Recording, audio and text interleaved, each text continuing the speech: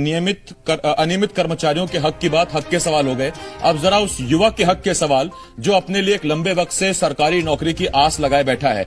अजय जी, सरकार ने कहा है कि 1 लाख भर्ती निकालेंगे तो उसमें से 20% हम अनियमित कर्मचारियों के लिए भी रखेंगे। अनियमित कर्मचारी मेरिट के आधार पर, योग्यता के आधार पर आए और 20% वो ले जाएं, बाकी 80 पे ओपन टू ऑल हो जाएगा। तो ये 20% आपको काफी नहीं लग रहा है क्या?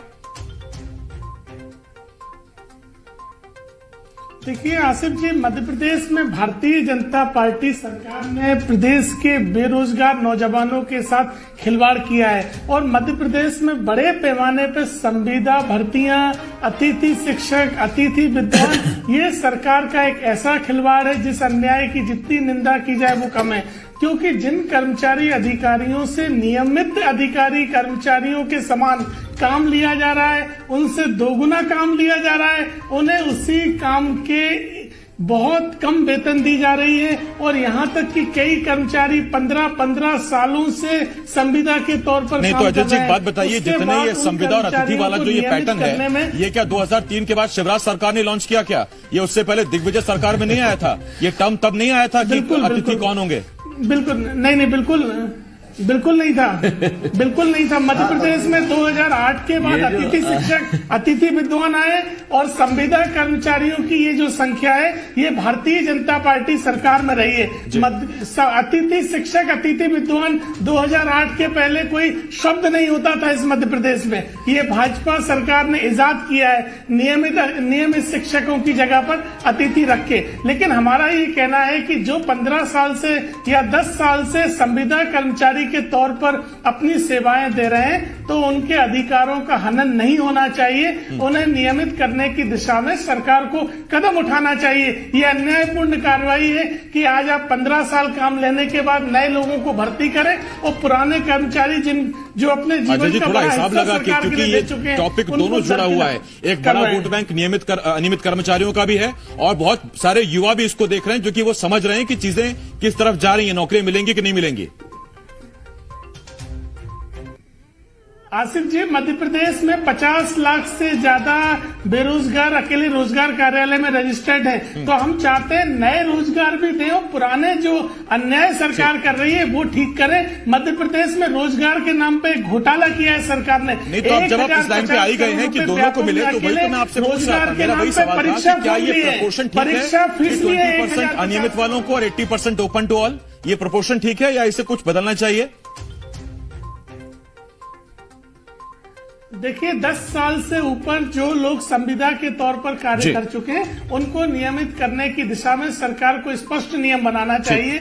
इस तरह के 20%, 10% के नियम केवल और केवल आंखों में धूल झोंकने के लिए होते हैं। सरकार कुछ भी देने की तरफ नहीं जा रही है। धूल नहीं उड़ने देंगे। अशोक पांडे जी इसीलिए बैठाएं। अजय जी बिल्कुल दूध का दूध, पानी का पानी और मलाई की मलाई सब साफ कर देंगे। अशोक जी, तो ये जितने अतिथि, गेस्ट, फैकल्टी, ये संविदा, अंशकालीन, कलेक्टर दर, एसडीएम दर, जितने सब ये आए, ये सब उमा सरकार से आए थे क्या? उससे पहले ये मध्य प्रदेश में अनजान थे क्या सब इन चीजों से सब लोग? आप तो कई सालों से सर्विस में, बताइए सर। नहीं सर, आसिफ भाई, ये दिग्विजय सिंह सरकार में भी, कांग्रेस सरकार में भी दैनिक वेतनभोगी कर्मचारी कलेक्टर दर पे थे, दैनिक वेतन और अतिथि नहीं थे। निश्चित कलेक्टर दर पर तब भी मस्टर पे लोग काम करते थे। उनको शिवराज सरकार ने 2016 में कुछ दैनिक वेतनभोगी कर्मचारी जो 2007 तक की नियुक्ति वाले थे उनको स्थायी कर्मी बना दिया, जिनकी संख्या लगभग 45-50 हजार है प्रदेश में। वो भी विनियमित है, उनको भी नियमित अभी तक नहीं किया गया है। 6वें वेतनमान में उनको स्थायी कर्मी एक नया केडर देकर विनियमित कर दिया गया। अच्छा, और दैनिक वेतनभोगी सनातन से चले आ रहे हैं। कितने बड़े हैं? और कलेक्टर दर के कर्मचारी चले आ रहे हैं, बड़े बड़े हैं मेरे भी बच्चे। 25-26 साल का बड़ा बच्चा है, छोटा बच्चा भी 23 साल का है। तो नौकरी देख रहे हैं कि नहीं देख रहे हैं? मैं सरकार से, मेरा कोई विरोध नहीं कि सीधी भर्ती सरकार न करे जी। नौकरी देख रहे हैं कि नहीं देख रहे हैं? और अगर वो नौकरी देख रहे हैं, हमारा ये नौकरी मिलेगी कैसे? नौकरी मिलेगी, पहले सरकार जो पद हैं उसमें अनियमित कर्मचारी कर दे। यदि पद बचते हैं जो योग्य और वरिष्ठ हैं और पात्रता रखते हैं उनको नियमित कर दे और जो पद बचते हैं उसमें बिल्कुल सीधी भर्ती करें, हम स्वागत करते हैं। अरे तो भर्ती हमारा तो ये मांग है, 2.25 जो अनियमित कर्मचारी वर्षों से नौकरी कर रहे हैं विभाग में, रिक्त भर्ती है 1 लाख, तो कैसे एडजस्ट करेंगे दीपक जी? अरे उसमें तो उम्र दराज भी हो गए। आसिफ भाई, उसमें 2.25 लाख में कई तो उम्र दराज हो चुके हैं। देखिए दीपक जी, उम्र दराज हो चुकी, जो सेवानिवृत्ति की कगार पे है वो तो छट जाएंगे। देखिए ऐसा है कि अशोक पांडे जी बहुत पुराने कर्मचारी नेता हैं और 2003 के पहले भी कर्मचारियों के लिए आंदोलन करते रहे हैं। इस मध्य प्रदेश में संविदा कर्मी शब्द जो है दिग्विजय सिंह की सरकार में इजाद हुआ है और उसी समय बड़े संख्या में कॉन्ट्रेक्चुअल लोगों की और एक भी भर्ती नहीं हुई दिग्विजय सिंह जी की सरकार के समय पे। इसकी स्थिति इतनी बुरी हो गई थी कि जो मध्य प्रदेश में गुरुजी नाम की अवधारणा लेके आए थे, जहां न्यूनतम जो मजदूरी होती है उससे भी नीचे, उससे बहुत नीचे टीचरों की भर्ती की गई थी और उनसे तो हमने 20 गुना वेतन बढ़ा दिया उस क्लास का। तो कांग्रेस तो कम से कम इस संबंध में टिप्पणी भी ना करे और गलत बयान भी ना करे। आपने 20 गुना बढ़ाया होगा सर, लेकिन अभी भी उनकी मांग ये है कि सेम काम के लिए समान काम के लिए समान वेतन दिया जाए, नियमित भर्ती की जाए।